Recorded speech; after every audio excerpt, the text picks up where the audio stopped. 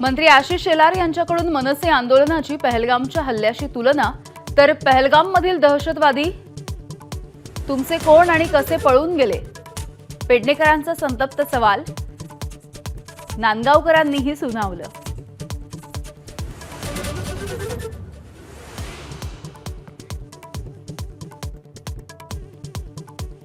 त्रिभाषा सूत्राबद्दल बोलताना शिवसेना आमदार संजय गायकवाड यांची जीभ पुन्हा एकदा घसरली. संभाजीराजेंबद्दल काढले अवमानकारक उद्गार.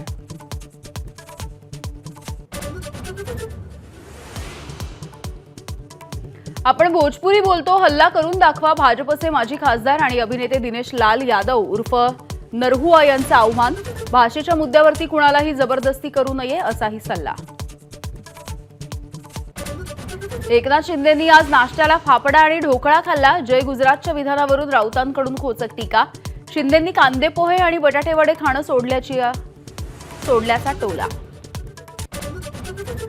शिंदेंची दाढी ही अफजल खान आणि शाहिस्ते खानाची असल्याचा संजय राऊत यांचा पलटवार. पुष्पा चित्रपटाच्या डायलॉगवरून टीका करणाऱ्या उद्धव ठाकरेंवरती शिंदेंनी केली होती टीका.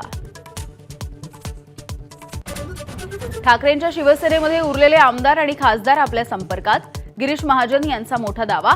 विश्वास नसेल तर थोड्याच दिवसामध्ये चित्र दिसेल असंही विधान.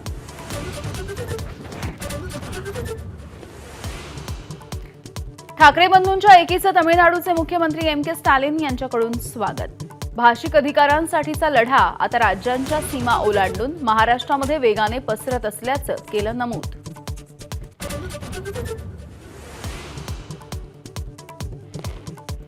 नाशिक जिल्ह्यामध्ये पावसाचा जोर कायम. गंगापूर धरणामधून 4,656 क्युसेकनं पाण्याचा विसर्ग, तर भंडाऱ्यामधील गोसेखुर्द धरणाचे 12 दरवाजे उघडले. धुळ्यातही जामखेली प्रकल्प भरला.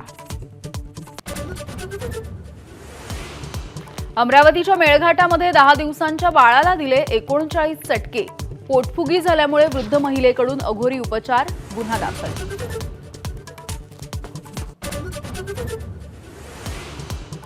पंढरपुरात आषाढी एकादशीचा उत्साह. मुख्यमंत्र्यांच्या हस्ते विठ्ठलाची सपत्नीक शासकीय महापूजा संपन्न.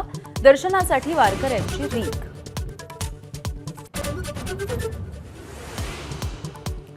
पंढरपुरात चंद्रभागेच्या तीरी वारकऱ्यांची मोठी गर्दी. चंद्रभागेच्या वाळवंटी लोटला भक्तीचा जनसागर. स्नानासाठी वारकऱ्यांची गर्दी.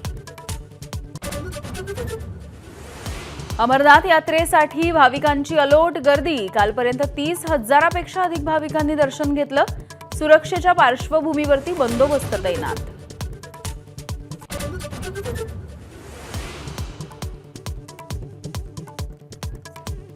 अमेरिकेचे राष्ट्राध्यक्ष डोनाल्ड ट्रम्प यांचा 12 देशांवरती पुन्हा एकदा टॅरिफ बॉम्ब.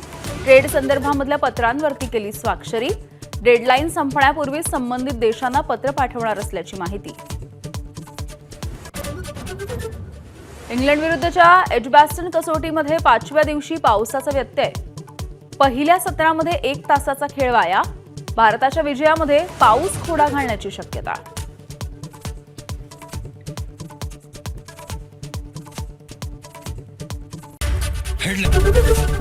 एबीपी माझा, उघडा डोळे बघा नीट.